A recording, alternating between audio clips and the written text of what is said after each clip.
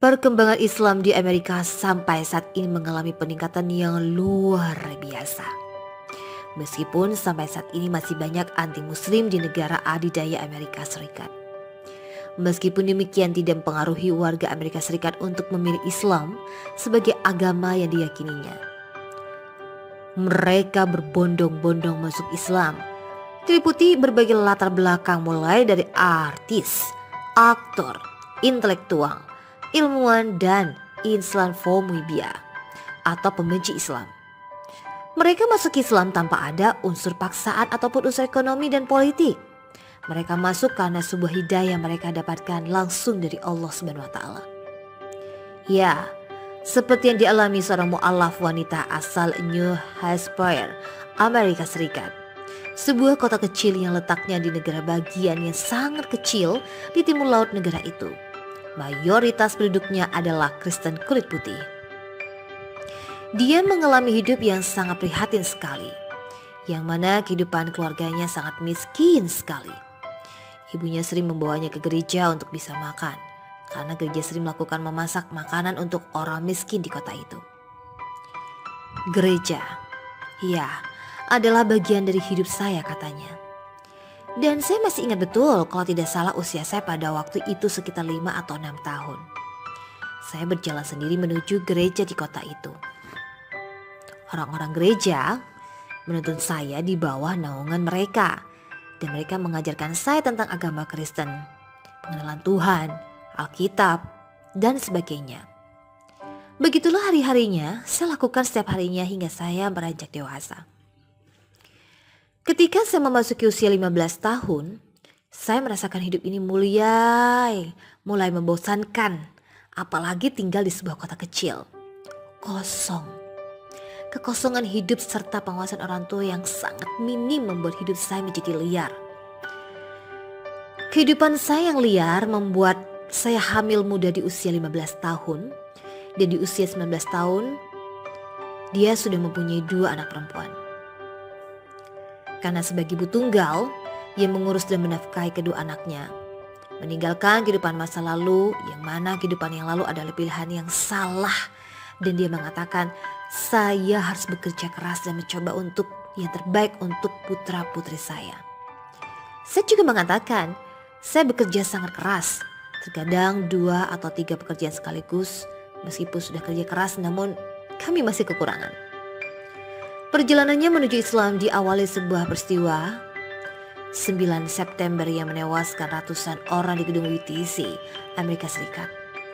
Nah, sejak peristiwa itu, Tami mulai mengikuti perkembangan Islam di media, televisi maupun radio. Dia sangat serius menonton berita mengenai Islam dan di radio. Meskipun dia mengetahui tentang Islam di media, televisi dan radio, tapi pada kenyataannya dia belum pernah bertemu seorang muslim atau bertatapan muka langsung dengan orang muslim. Dia menduga seorang muslim adalah orang Arab. Satu-satunya informasi dia miliki adalah apa yang Fox News katakan dan apa yang Fox News tunjukkan kepadanya. Informasi sepihak ini yang dia dapatkan dari Fox News menganggap dirinya lebih mengetahui tentang Islam dibanding dengan yang lain. Dia menyadari bahwa dirinya sama sekali belum mengenal Islam. Seiring waktu berjalan 20 tahun kemudian, kedua putrinya baru saja lulus dari sekolah menengah atas.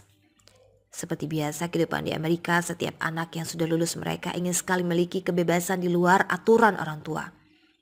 Kedua putrinya sudah memiliki pekerjaan tetap dan mereka memutuskan pindah ke apartemen mereka sendiri. Setelah kedua putrinya pergi meninggalkan rumahnya, kemudian mulai terasa sunyi. Tiada teman curhat dan tiada yang menyiapkan makanan untuk kedua putrinya. Untuk membuatnya depresi berat dan kehilangan pekerjaannya. Di saat mengalami depresi berat inilah dia mencoba mengisi kekosongan rohani dan membutuhkan arahan dari orang lain. Saya menghabiskan waktu di ruang obrolan Kristen dan Muslim berharap menemukan bimbingan. Tidak membutuhkan waktu yang lama dia mendapatkan teman curhatnya dan secara kebetulan dia adalah seorang Muslim. Saya mulai menceritakan kesulitan saya kepadanya. Meskipun dalam penyampaian saya marah-marah kepadanya, dia tetap mendengarkan kesulitan saya. Setelah berbicara, kemudian dia menawarkan bantuan kepada saya. Dan dia mengirim uang kepada saya untuk bisa kembali ke kampung saya. Namun dia tidak mentah-mentah menerima kebaikannya. Dia mengatakan saya telah menyebar kebencian terhadap Islam dan orang ini justru mengulur tangan untuk membantu saya. Tindakan inilah mengubah jalan hidup saya. Setelah kembali ke kampungnya, dia merasakan beban berat yang di pundaknya mulai menghilang. Hatinya mulai berubah. Saat itu dia mulai menonton video-video tentang Islam, khususnya kisah-kisah mu'alaf. Dia menyadari betul bahwa dirinya setelah menilai tentang Islam dan Muslim semuanya salah. Perlahan dia mulai memahami Islam dan bisa menerima Islam. Sebulan kemudian saya menjelaskan kepadanya, yaitu Muslim, bahwa saya sedang belajar tentang Islam. Dan obrolan itu dia mengundang saya untuk datang ke Mesir, tempat asalnya. Tanpa ada keraguan dia berangkat ke Mesir. Setiba di Mesir saya sangat kagum. Mesir tidak seperti yang pernah saya alami sebelumnya. Dia menangis setelah mendengar azan di Mesir. Dilihatnya orang-orang berdoa di jalan-jalan, di toko-toko, dengan orang lain dimanapun mereka berada, mereka berdoa. Dia menangis menyaksikan itu. Mereka tidak malu dengan kasih mereka kepada Tuhan. Aku ingin itu, katanya. Islam sendiri mempunyai struktur seperti sholat 5 waktu. Tidak boleh minum alkohol dan seks bebas. Alkohol membuat hidup saya berantakan.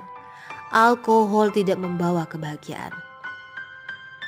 Setelah 1 minggu di Mesir, dia mengucapkan 2 kalimat syahadat. Setelah masuk Islam, hidupnya mulai berubah. Yang dulunya hidupnya bersama alkohol, bebas kini sudah berhenti. Dia berpesan, kebaikan yang Anda berikan dapat mengubah hidup seseorang.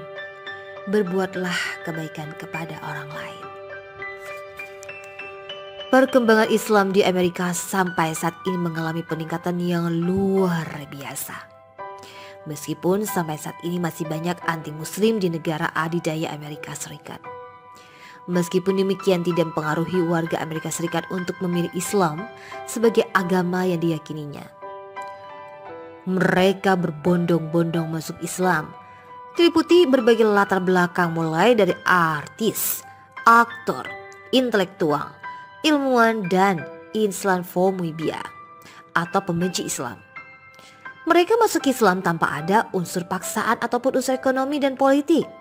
Mereka masuk karena sebuah hidayah mereka dapatkan langsung dari Allah Subhanahu wa Ta'ala.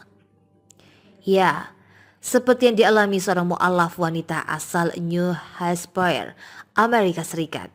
Sebuah kota kecil yang letaknya di negara bagian yang sangat kecil di timur laut negara itu. Mayoritas penduduknya adalah Kristen kulit putih. Dia mengalami hidup yang sangat prihatin sekali, yang mana kehidupan keluarganya sangat miskin sekali. Ibunya sering membawanya ke gereja untuk bisa makan, karena gereja sering melakukan memasak makanan untuk orang miskin di kota itu. Gereja